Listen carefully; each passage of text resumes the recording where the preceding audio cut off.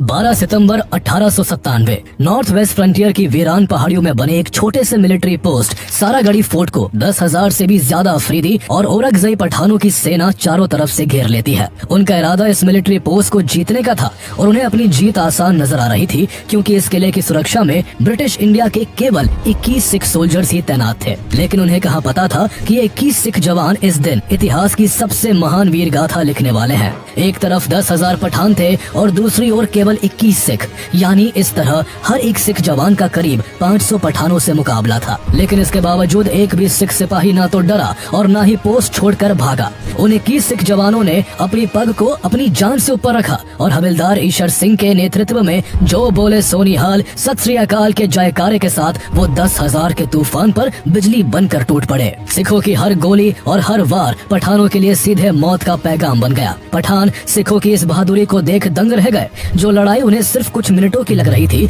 वो देखते ही देखते 7 घंटों तक खिंच गई। दुश्मन के हमलों से सिखों की संख्या भी घटती जा रही थी, लेकिन जब तक उनकी रगों में खून का एक भी कतरा बाकी रहा, वो बिना डरे मुंह तोड़ जवाब देते रहे।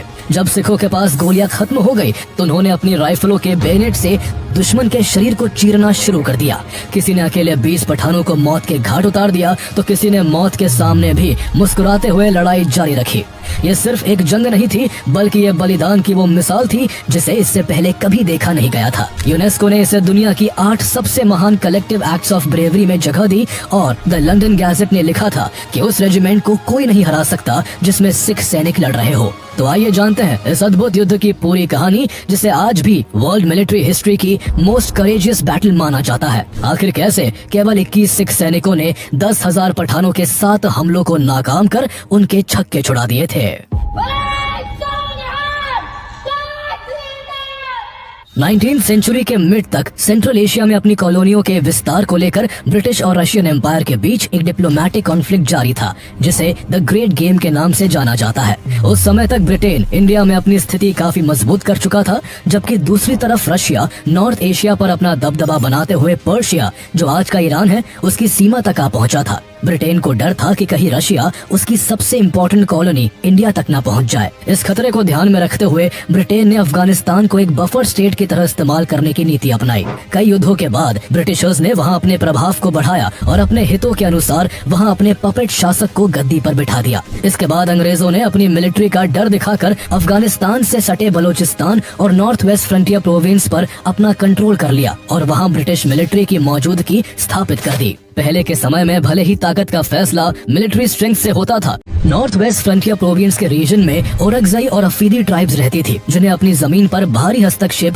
बिल्कुल मंजूर नहीं था। ब्रिटिश प्रेजेंस को उन्होंने अपनी आजादी पर हमला माना और ब्रिटिश पोस्ट और ट्रेड रूट्स पर हमले शुरू कर दिए। अंग्रेजों ने इन हमलों को रोकने और इस इलाके को सिक्योर करने के लिए फॉरवर्ड पॉलिसी के अंतर्गत यहाँ पहले से मौजूद कई किलों को मिलिट्री पोस्ट में बदलना शुरू किया। इन किलों में नॉर्थ वेस्ट फ्रंटियर प्रोविंस के समाना एंड सुलेमान रेंज में 2 इम्पोर्टेंट किले थे, फोर्ट लॉकहार्ट और फोर्ट गुलिस्तान, जिन्हें कभी सिख सम्राट महाराजा रणजीत सिंह ने बनवाया था। अंग्रेजों ने इन्हें भी अपने मिलिट्री पोस्ट बना लिया, लेकिन उनके लिए अब भी दिक्कत ये थी कि इन दोनों किलों के बीच कुछ मील की दूरी थी और बीच का रास्ता खड़ी चट्टानों और कांटेदार झाड़ियों से भरा हुआ था।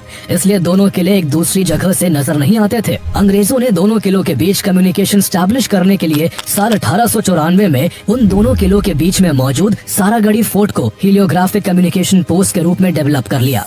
हीलियोग्राफ से मिरर के जरिए सनलाइट के लाइट फ्लैशेस को मोर्स कोड में बदलकर मैसेजेस एक पोस्ट से दूसरे पोस्ट तक भेजे जाते थे।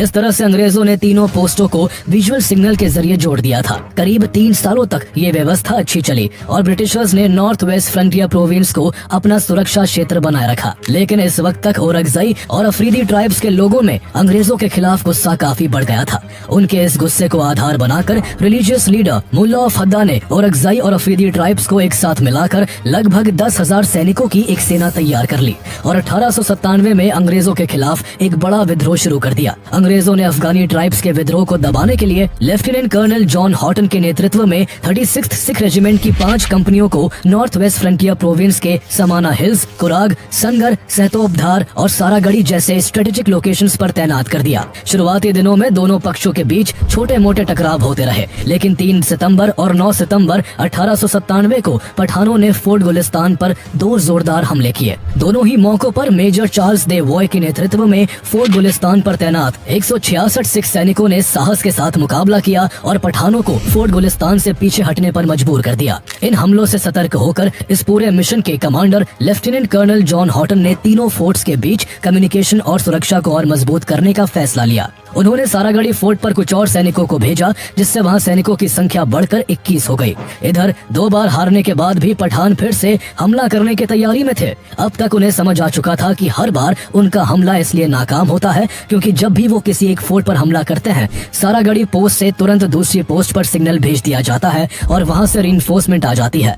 इसलिए इस बार उन्होंने सारागढ़ी को आइसोलेट करने का प्लान बनाया ताकि तीनों फोर्ट्स के बीच की कम्युनिकेशन लाइन टूट जाए और एक फोर्ट के सैनिक दूसरे फोर्ट की मदद ना कर सके। पूरी तैयारी हो जाने के बाद 12 सितंबर को 10,000 से भी ज्यादा पठानों ने एक बहुत बड़ा हमला करके सारागढ़ी को चारों ओर से घेर लिया और उसे बाकी के दोनों किलों से बिल्कुल अलग थलग कर दिया। अब सारागढ़ी की सुरक्षा का जिम्मा वहां मौजूद केवल 21 सोल्जर्स के कंधों पर था। सारागढ़ी का किला करीब 6000 फीट की ऊंचाई पर था, जिसमें एक ब्लॉक हाउस और लूप होल्ड रैम्पार्ट्स थे। भले ही एक छोटी मिलिट्री पोस्ट थी, लेकिन एक हेलियोग्राफिक कम्युनिकेशन सेंटर होने की वजह से ये स्ट्रेटेजिकली काफी ज्यादा इंपॉर्टेंट थी। यहाँ तैनात 21 सिख सैनिकों का नेतृत्व हविलदार ईशर सिंह कर रहे थे। सिख जवानों के पास सिंगल शॉट मार्टिनी हेनरी .303 राइफलें थी, जो हर मिनट में 10 राउंड फायर कर सकती थी। इसके अलावा हर सैनिक के पास 400 गोलियां थी, जिनमें से 100 गोलियां सोल्जर्स अपनी पॉकेट्स में रखते थे और 300 इमरजेंसी रिजर्व में रखी जाती थी। 12 सितंबर 1897 की सुबह 8 बजे जब हविलदार ईशर सिंह ने अपनी दूरबीन से नॉर्थ डायरेक्शन की तरफ नजर दौड़ाई तो उनकी आंखें खुली की खुली रह गई। उन्होंने देखा कि 10,000 पठानों के 14 लश्कर झंडों, भालों और बंदूकों के साथ तेजी से सारागढ़ी किले की ओर बढ़ रहे हैं। कम्युनिकेशन पोस्ट पर तैनात सिपाही गुरमुख सिंह ने ये मैसेज तुरंत हीलियोग्राफ के जरिए फोर्ट लॉकहार्ट में मौजूद लेफ्टिनेंट कर्नल जॉन हॉटन को भेजा कि दुश्मन मेन गेट के पास पहुंच चुका है, जल्द से जल्द रीइंफोर्समेंट की जरूरत है। मैसेज मिलते ही लेफ्टिनेंट कर्नल हॉटन ने अपनी एक टुकड़ी को सारागढ़ी की सहायता के लिए भेजने की कोशिश की, लेकिन वो कामयाब नहीं हो सके क्योंकि पठानों ने पहले ही फोर्ट लॉकहार्ट और सारागढ़ी के बीच की सप्लाई लाइन को काट दिया था। लेफ्टिनेंट कर्नल हॉटन के पास अब कोई ऑप्शन नहीं बचा, इसलिए उन्होंने फोर्ट सारागढ़ी को मैसेज दिया, unable to break through, hold position.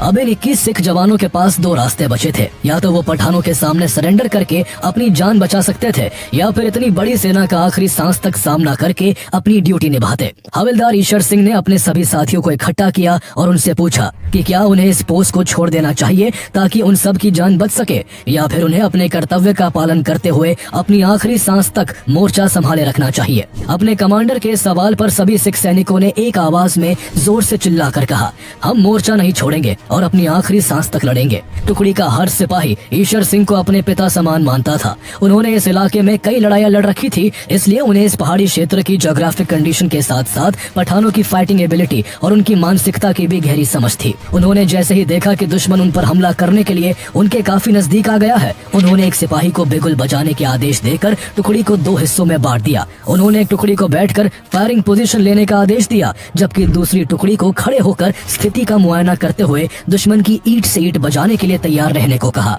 सुबह के 9 बजते बजते पठान लड़ा के किले के एकदम करीब आ गए। पठानों का एक सैनिक हाथ में सफेद झंडा लिए किले की तरफ बढ़ा और पश्तो में चिल्लाकर कहा, हमारा तुमसे कोई झगड़ा नहीं है, हमारी लड़ाई अंग्रेजों से है। तुम तादाद में बेहद कम हो, मारे जाओगे, इसलिए हथियार डाल दो। हम तुम्हें कोई नुकसान नहीं पहुंचाएंगे और तुम्हें यहाँ से सुरक्षित बाहर निकल जाने का रास्ता देंगे। इस पर हवलदार ईशर सिंह ने उस पठान सैनिक को पश्तो में ही जवाब देते हुए कहा, ये अंग्रेजों की नहीं, महाराजा रणजीत सिंह की जमीन है और हम इसकी रक्षा आखिरी सांस तक करेंगे। हविलदार ईशर सिंह के इस कड़े जवाब से पठान बौखला गए और उन्होंने सारागढ़ी किले पर ताबड़तोड़ गोलियां चलानी शुरू कर दी। आसपास का पूरा इलाका गोलियों की तड़तड़ाहट से गूंज उठा, लेकिन सिख सैनिक अब भी खामोश थे और पठानों के इस दुस्साहस का कोई जवाब नहीं दे रहे थे। उनके जवाबी फायर न करने से पठान भारी कंफ्यूजन में पड़ गए कि आखिर सिख सैनिक गोली क्यों नहीं चला रहे हैं। असल में हविलदार ईशर सिंह ने अपने जवानों को निर्देश दे रखे थे कि जब तक दुश्मन उनकी इफेक्टिव फायरिंग रेंज में न आ जाए तब तक कोई गोली न चलाई जाए। जाए। सिख सैनिकों के पास केवल 8,400 गोलियां थी और सामने दुश्मनों की संख्या 10,000 से भी ज्यादा थी। इसलिए हवलदार ईश्वर सिंह एक एक गोली का इस्तेमाल केवल दुश्मन की जान लेने के लिए करना चाहते थे। इसके बाद जैसे ही पठान लड़ाके सिख सैनिकों की फायरिंग रेंज में आए, सिखों ने एक ही स्वर में जो बोले सो निहाल, सत श्री अकाल का जयकारा लगाया और पठानों को चुन चुन कर निशाना बनाने लगे। सिख सैनिक ऊंचाई पर थे और उन्हें इसका भरपूर फायदा मिल रहा था। सिखों की .303 कैलिबर की राइफलों से निकली हर गोली किसी न किसी पठान लड़ाके की मौत का कारण बन रही थी। केवल 1 घंटे में ही पठानों की पहली पंक्ति पूरी तरह से ढेर हो गई और उनके 60 सैनिक मारे गए। लेकिन इस दौरान सिखों की तरफ से सिपाही भगवान सिंह भी शहीद हो गए। वहीं नायक लाल सिंह बुरी तरह घायल हो गए। पठानों का पहला हमला केवल 1 घंटे में फेल हो चुका था। वो बिखर चुके थे और बिना किसी मकसद के इधर उधर भाग रहे थे। उनके पास सिखों की सटीक फायरिंग का कोई जवाब नहीं था। इस नाकामी के बाद पठानों ने स्ट्रेटेजिक असॉल्ट की योजना बनाई। एक दस्ते को मेन गेट से हमला करने के लिए भेजा गया, जबकि दूसरी टीम को फोर्ट की दीवारों को तोड़कर अंदर घुसने की जिम्मेदारी दी गई। सिख अपनी पोजीशन से लगातार पठानों को मुंह तोड़ जवाब देते रहे। उनका एक ही मकसद था कि रीइंफोर्समेंट आए या ना आए, लेकिन दुश्मनों को ज्यादा से ज्यादा वक्त तक सारागढ़ी में उलझाए रखना है। इस दौरान काफी तेज हवा चल रही थी, इसलिए पठानों ने सूखी घासों में आग लगा दी ताकि धुएं का फायदा उठाकर वो आगे बढ़ सके। जल्द ही धुएं की मोटी परत ने पूरे इलाके को ढक लिया। इससे पठान सिख सैनिकों की आंखों से ओझल हो गए और इसका फायदा उठाते हुए पठान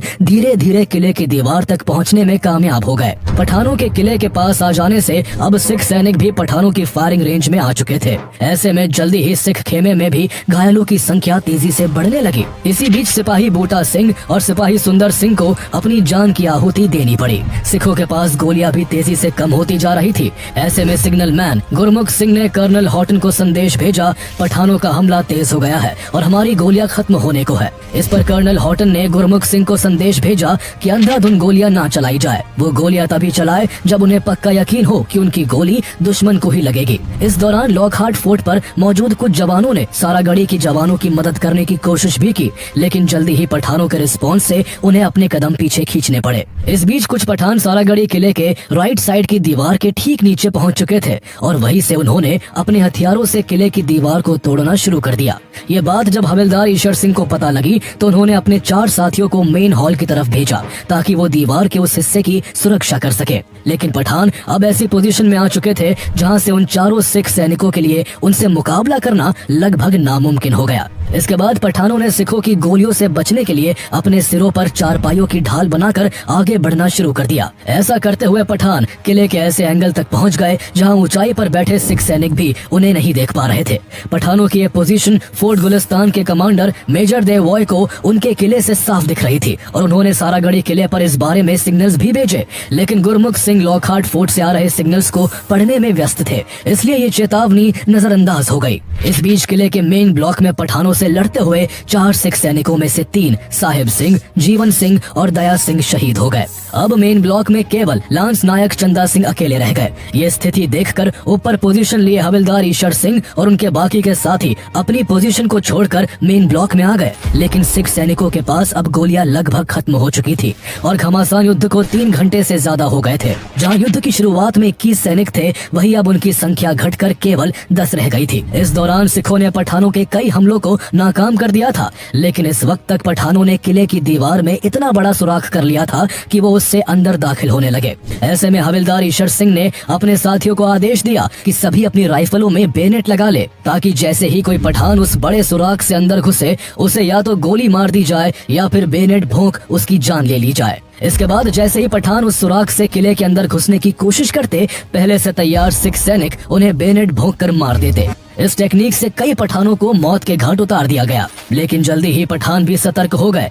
वो बांस की सीढ़ियों से किले पर चढ़ने लगे और दीवार के उस सुराख के पास मौजूद सिख सैनिकों को पीछे धकेलने के लिए किले के मेन गेट पर आग लगा दी। मेन गेट लकड़ी का था, इसलिए वो जल्दी ही आग में जलकर ध्वस्त होने लगा। अब सैकड़ों पठान किले के अंदर घुसने लगे और हर दिशा से हमला करने लगे। लड़ाई अब काफी नजदीक से होने लगी। हर मिनट के साथ पठानों की संख्या बढ़ने लगी। इतनी भारी संख्या में पठानों के अलग अलग दिशाओं से हमलों का एक साथ जवाब दे पाना बचे हुए 10 सिखों के लिए काफी मुश्किल हो गया। अब तक हवलदार ईश्वर सिंह भी गंभीर रूप से घायल हो चुके थे। उनका शरीर खून से लथपथ था और उनके लिए खड़े रहना भी मुश्किल हो रहा था। इसके बावजूद उन्होंने युद्ध करना नहीं नहीं छोड़ा और अपने 2 साथी सिपाहियों को आदेश दिया कि वो उन्हें खींचकर किले की टूटी हुई दीवार तक ले जाए, जहां से वो पठानों को किले के अंदर घुसने से रोक सके, ताकि उनके साथियों को फिर से मोर्चा संभालने का समय मिल सके। सैनिकों ने वैसा ही किया और वो हवलदार ईशर सिंह को उस जगह तक ले आए। वहां पहुंचते ही तीनों ने अपनी राइफल के बेनेट से कई पठानों के शरीर को चीरकर उन्हें मार डाला। लेकिन इस संघर्ष में यहाँ मौजूद हवलदार ईशर सिंह के दोनों साथी भी वीर गति को प्राप्त हो गए। अब इस पोजीशन पर दुश्मनों की भारी संख्या का हवलदार ईशर सिंह अकेले ही मुकाबला करने लगे। वो खून से लथपथ चारों तरफ से दुश्मनों से घिरे थे, लेकिन फिर भी उन्होंने इतनी बहादुरी से लड़ाई लड़ी कि वहाँ मौजूद पठानों की रूह कांप गई। उनके शरीर पर वार करते वक्त पठानों के हाथ कांप रहे थे, लेकिन आखिरकार हैंड टू हैंड कॉम्बैट में दर्जनों दुश्मनों को मौत के घाट उतारकर हवलदार ईशर सिंह अपने कर्तव्य का पालन करते हुए शहीद हो गए। अब सारागढ़ी के किले में केवल 5 सिख सैनिक ही बचे थे। उनमें से 4 सैनिक किले की भीतरी इमारत में तैनात थे, जबकि सिग्नल मैन गुरमुख सिंह अब भी सिग्नल टावर पर रहकर कम्युनिकेशन का जिम्मा संभाले हुए थे। वो यहाँ की लड़ाई की एक-एक खबर दूसरे फोर्ट तक पहुँचा रहे थे। संख्या में केवल 5 होने के बाद भी सिखों ने हार नहीं मानी। भीतरी इमारत में मौजूद चारों सैनिकों ने अपनी पीठ एक दूसरे से सटाई, अपनी बेनेट को आगे किया और एक साथ दुश्मनों पर टूट पड़े। इस तरह काफी देर तक आमने सामने की भयंकर लड़ाई चलती रही। चारों सिखों ने इस दौरान अद्भुत वीरता का परिचय देते हुए कई पठानों को मौत की नींद सुला दिया। लेकिन इस भयानक लड़ाई में 3 सिख सैनिकों को भी अपना बलिदान देना पड़ा। इस दौरान लेफ्टिनेंट कर्नल जॉन हॉटन ने एक बार फिर 78 सोल्जर्स के साथ सारागढ़ी में घिर चुके अपने साथियों की मदद के लिए दुश्मनों पर फायरिंग करनी शुरू कर दी, ताकि पठानों का ध्यान भटकाया जा सके। लेकिन इसका कोई खास असर नहीं पड़ा। जब हॉटन अपनी टुकड़ी के साथ किले से मात्र 500 मीटर की दूरी पर पहुंचे, तब उन्होंने देखा कि पठान किले की दीवारों को पार कर चुके हैं और मेन गेट आग की लपटों में घिरा हुआ है। उन्हें समझ में आ गया कि अब सारागढ़ी किला गिर चुका है। अब किले के मेन ब्लॉक में केवल 2 ही सिख जिंदा बचे थे। एक थे गंभीर रूप से घायल हो चुके लाल सिंह और दूसरे थे घायल सैनिकों की मदद के लिए तैनात एक नॉन कॉम्बिटेंट अटेंडेंट, जिसे दाद कहा जाता था। उस समय के ब्रिटिश फौज के नियमों के अनुसार नॉन सोल्जर पर्सोनेल को हथियार उठाने की अनुमति नहीं थी, लेकिन अपना अंत करीब देख उस नॉन सोल्जर दाद ने भी राइफल उठा ली और अपनी जान गंवाने से पहले 5 पठानों की जान ले ली। इधर बुरी तरह जख्मी हो चुके लाल सिंह चलने तक की स्थिति में नहीं थे, लेकिन उन्होंने हार नहीं मानी। उन्होंने एक जगह पर लेटकर ही लगातार फायरिंग करना जारी रखा और कई पठानों को धराशायी करने के बाद खुद भी शहीद हो गए। अब सारागढ़ी किले में सिखों की तरफ से केवल 19 साल के सिपाही गुरमुख सिंह जिंदा बचे थे, जो अब भी दूसरे फोर्ट्स को सिग्नल्स भेजकर यहाँ की स्थिति के बारे में बता रहे थे। उन्होंने दोपहर 3:30 बजे फोर्ट लॉकहार्ट पर आखिरी संदेश भेजा, मेन गेट टूट चुका है, अब मैं अकेला बचा हूँ, कृपया युद्ध करने की परमिशन दे। दूसरी ओर से उन्हें कम्युनिकेशन का काम छोड़कर जंग लड़ने की परमिशन दे दी गई। सिपाही गुरमुख सिंह ने अपना हीलियोग्राफ नीचे रखा, अपनी राइफल उठाई और हजारों दुश्मनों से सीधी टक्कर लेने अकेले ही किले के मेन ब्लॉक की ओर बढ़ गए। जैसे ही वो वहां पहुंचे, उन्होंने देखा कि पूरा किला लाशों की कब्रगाह बना हुआ था। वहां सैकड़ों पठानों की लाशों के साथ साथ उनके सभी साथियों के पार्थिव शरीर भी थे, जिन्होंने बेहद बहादुरी से लड़ाई लड़ी थी। अपने साथियों को यूं जमीन पर पड़ा देखकर 19 साल के इस नौजवान की आंखों में प्रतिशोध की ज्वाला भड़क उठी। उन्होंने बिना एक पल गवाए लपक कर किले के रेस्ट रूम में पोजीशन ले ली और वहीं से अंधाधुंध गोलीबारी शुरू कर दी। जो भी दुश्मन उनकी गोलियों के सामने आया, वो वही ढेर हो गया। लगातार जो बोले सोनिहाल सत श्री अकाल का जयकारा लगाते हुए गुरमुख सिंह दुश्मन की सेना पर इतने बेखौफ होकर हमला कर रहे थे कि ऐसा लग रहा था जैसे आज उनके हर वार पर स्वयं मृत्यु सवार है। देखते ही देखते उन्होंने अकेले ही 20 से ज्यादा पठानों को मौत के घाट उतार दिया। हजारों दुश्मनों के बीच आज उनका ऐसा खौफ था कि जब तक उनके हाथ में राइफल रही, तब तक उनकी ओर बढ़ने की किसी में हिम्मत नहीं हुई। लेकिन एक अकेला सैनिक आखिर कब तक हजारों से लड़ सकता था। चारों ओर से बरसती गोलियों से वो गंभीर रूप से घायल हो चुके थे। फिर भी उनकी राइफल से तब तक गोलियां गरजती रही जब तक उनके शरीर में अंतिम सांस बाकी थी। सिपाही गुरमुख सिंह के सर्वोच्च बलिदान के साथ ही सारागढ़ी का किला पठानों के कब्जे में चला गया। पठानों ने अपनी 10,000 से ज्यादा की सेना के गुरूर में जिस लड़ाई को सिर्फ कुछ मिनटों का समझा था, 21 सिखों ने उसको पूरे 7 घंटों तक खींच दिया था। इन मात्र 21 सिख सैनिकों ने करीब 600 दुश्मनों को मार गिराया था और सैकड़ों को बुरी तरह से घायल कर दिया था।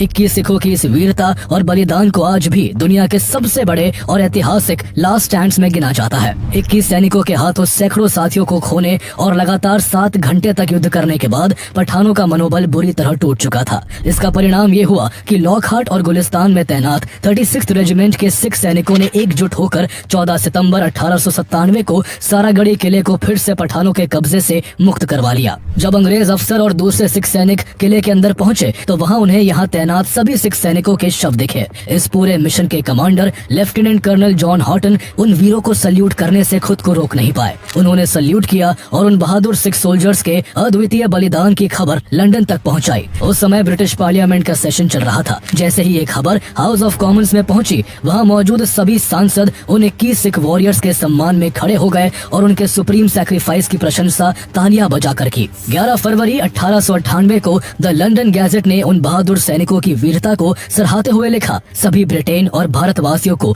36th सिख रेजिमेंट के इन सैनिकों पर गर्व है। हमें ये कहने में कोई हिचक नहीं कि जिस सेना में सिख सिपाही लड़ रहे हों, उस सेना को कोई नहीं हरा सकता। क्वीन विक्टोरिया ने सभी 21 सोल्जर्स को इंडियन ऑर्डर ऑफ मेरिट से सम्मानित करने का आदेश दिया। यह उस समय ब्रिटिश इंडियन आर्मी में इंडियंस को मिलने वाला सबसे बड़ा गैलेंट्री अवार्ड था, जो उस समय के ब्रिटेन के विक्टोरिया क्रॉस और आज के परमवीर चक्र के बराबर माना जाता है। यूनेस्को ने इस युद्ध को दुनिया की 8 सबसे महान कलेक्टिव एक्ट्स ऑफ ब्रेवरी में स्थान दिया। साल 2020 में उन 21 सिखों का नेतृत्व करने वाले हविलदार ईश्वर सिंह की ब्रिटेन में 10 फीट ऊंची ब्रॉन्ज की स्टैच्यू लगाई गई। इंडियन आर्मी की सिख रेजिमेंट इस बैटल को आज भी याद करती है। वो हर साल 12 सितंबर को सारागढ़ी डे के रूप में मनाते हैं। 21 सरफरोश सारागढ़ी 1897 नाम की एक टीवी सीरीज और साल 2019 में आई केसरी फिल्म इस महान युद्ध पर ही आधारित है। फिल्म केसरी में हविलदार ईश्वर सिंह का किरदार एक्टर अक्षय कुमार ने निभाया था। आज भी इस महान युद्ध को दुनिया भर के लोग लास्ट स्टैंड के रूप में याद करते हैं। अंग्रेजों ने सारागढ़ी को अपने कब्जे में लेने के बाद वहां जली हुई ईंटों से वीर सैनिकों की याद में एक मेमोरियल पिलर बनवाया था। इसके अलावा उनके सम्मान में अमृतसर और फिरोजपुर में गुरुद्वारे भी बनवाए गए ताकि आने वाली पीढ़ियां उनके बलिदान से प्रेरित होती रहें।